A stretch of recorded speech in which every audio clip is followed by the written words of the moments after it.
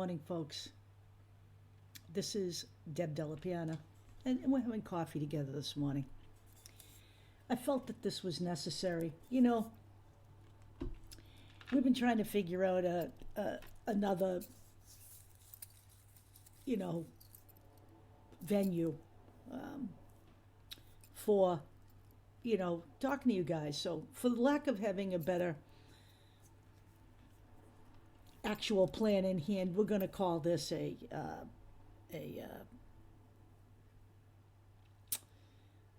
somewhat of a right-wing roundup, but I don't want to get into all those cutesy little names. I'm not happy with that. I haven't had much time to spend on it because I'm working on a website. We are going to preview more of it this coming Sunday night on the stream, and I'm planning on going live with this website next week. We should have enough in every section to make this real, but I'm getting some real right-wing brain damage from working on this shit. The goal of the site is to, we see little tidbits all day long about these people, but the reality is, when you see everything all together in one place, you understand exactly what's going on here. And that's what we're trying to do, but it's based on fact. And when something is based on fact that you have to vet, it takes a very long time to get something done. And this is living proof of this. I've been on this for almost 5 weeks now. It's collecting information, it's making sure it's right, and it's putting it up on a website. So the biggest part of this is making sure the information can be backed up. And we are doing that, because that is why we changed our position and became the Factivist Project, because that's where we are. So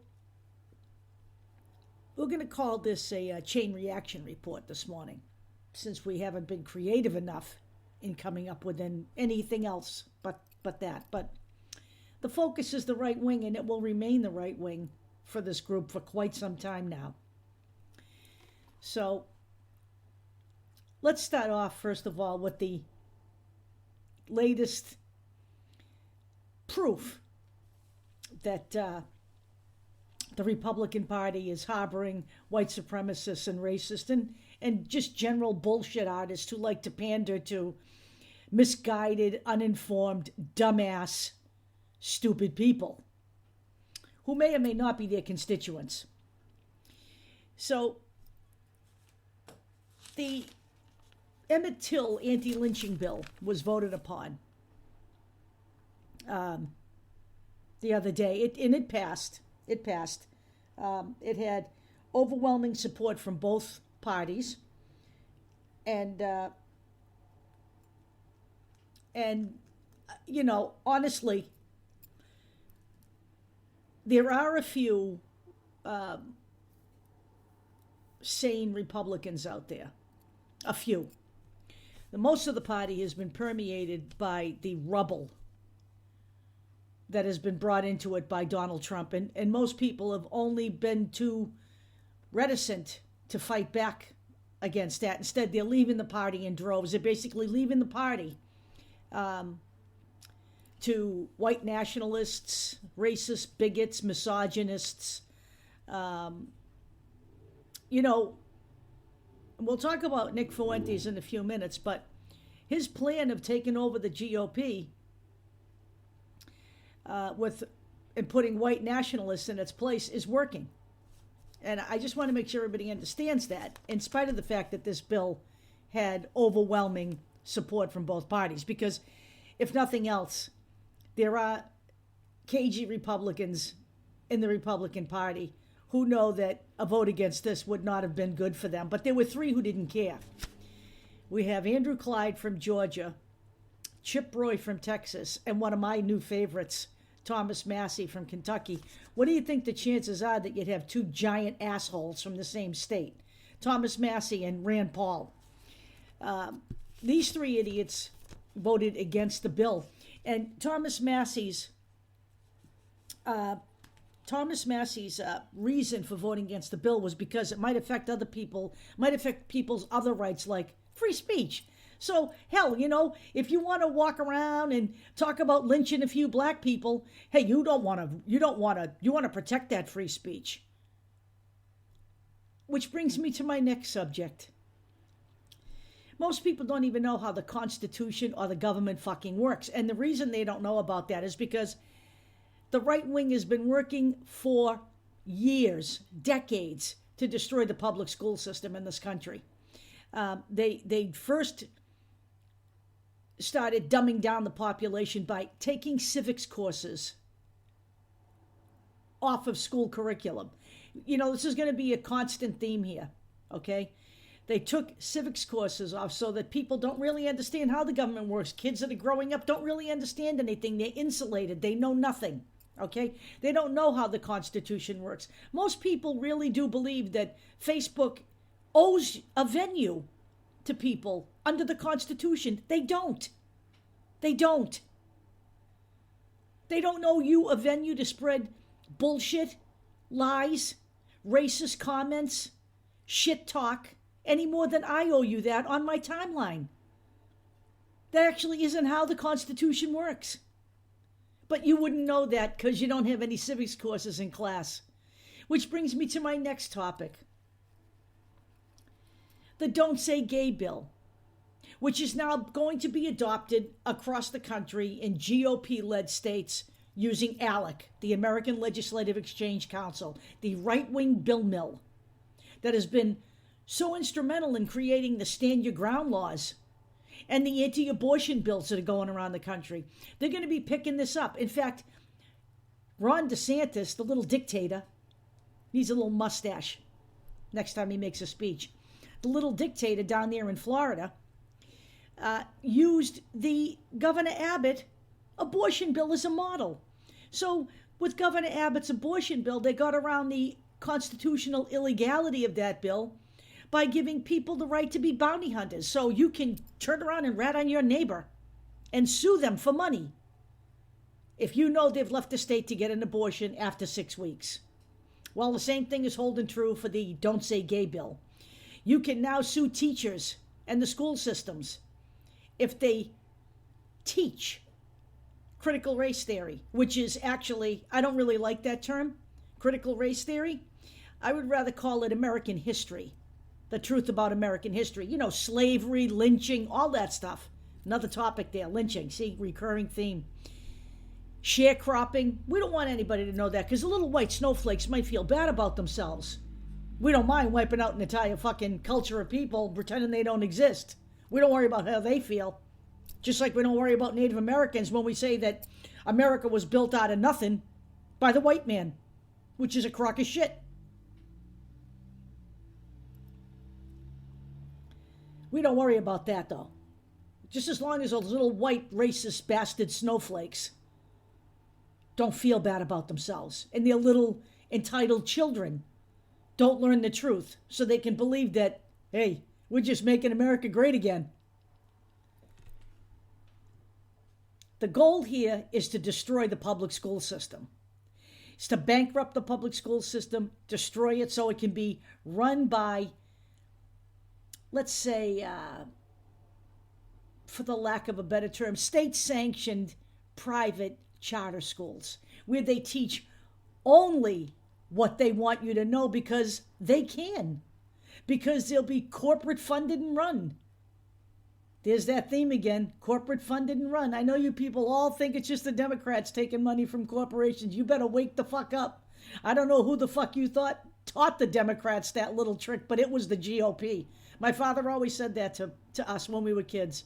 We're Democrats because the GOP is the party of businesses and rich people. Okay? So that's the goal here. You know, we've destroyed other institutions all along the way. The shit with COVID, all of this, you know, anti-masking, going to court, all of this nonsense, it's to destroy the public health system.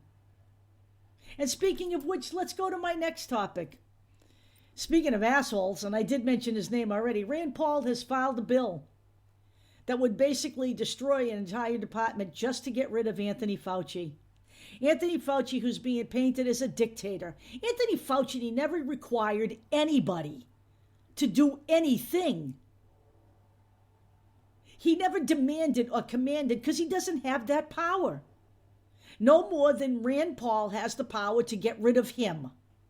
which is what he really wants to do, because the Republicans have made Anthony Fauci their punching bag for the next election. And that's all this is about.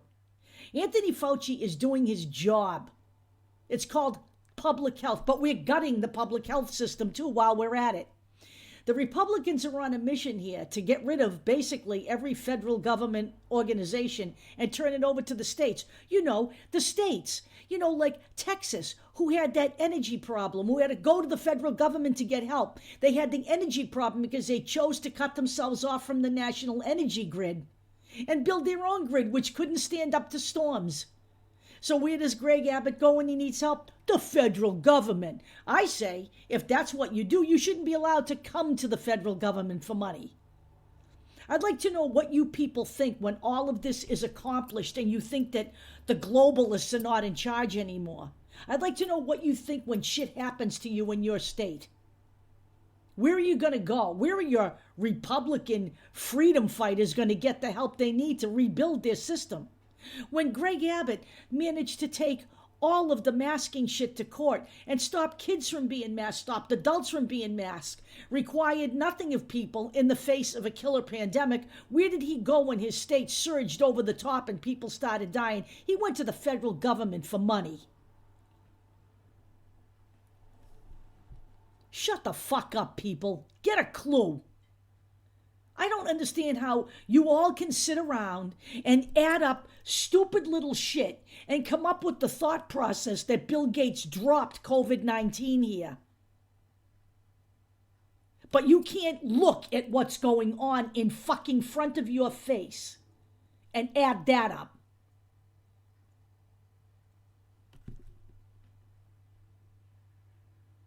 Two more parting shots before I leave. Candace Owen. Hold on a minute.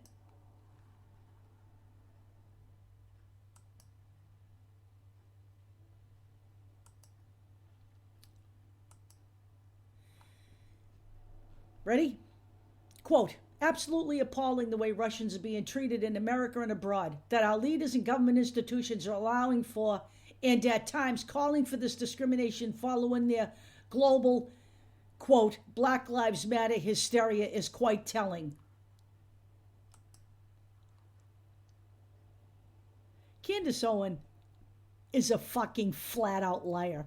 And if you're following her on Daily Wire or wherever the fuck she is, Ben Shapiro's channel, you're paying her to lie to you. She has absolutely no evidence that any of that exists because I have looked everywhere and none of it is real. None of it. She makes shit up just like she made shit up about COVID and everything else. As she sits in her little studio and rakes in the dough from people, lives with a rich little conservative husband from the UK, with their daughter in a huge house, all at your expense, telling you the truth.